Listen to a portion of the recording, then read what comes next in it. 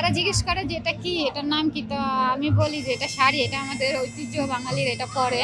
তো অনেক অনেক সৌদিয়ান মানুষ আছে, ইয়ামিনি আছে, ফিলিপিনি আছে, ওরা কিনে নিয়ে যায়, শখ করে কিনে নিয়ে যায়।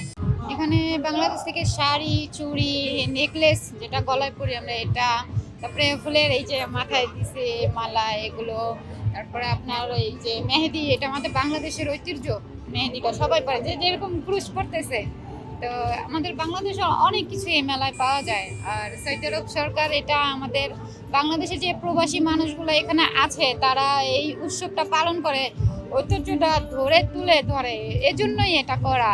তো এই পার্কে প্রত্যেক বছরের ঈদ সিজনে হয়, অনেক বাঙালি আসে, এখানে আসে, সবাই এখানে উৎসবটা পালন করে, খুবই ভালো লাগে এটা।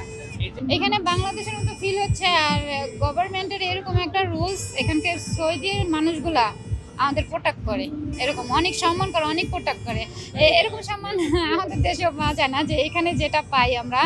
এখানে অনেক বডিগার্ড সিকিউরিটি আছে, যে কোনো রকম বিশৃঙ্খলা এরকম কিছু হয় না। উৎসব সবাই আসে, মনোরঞ্জন করে, দেখে, এটা সরকারের তরফ থেকে আমাদের জন্য।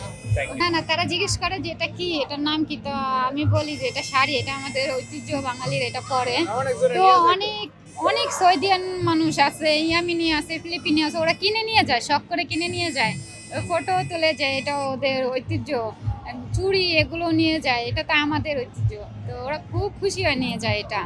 সেম সেম বলে যে সেম সেম আছে এরকম নাকি, এই জন্য ওরা জানে না তো যে আমাদের দেশে কি হয়, তো ওরা আসে জিজ্ঞেস করে এটা কি, বলি এটার নাম কি, নিয়ে যায় সব।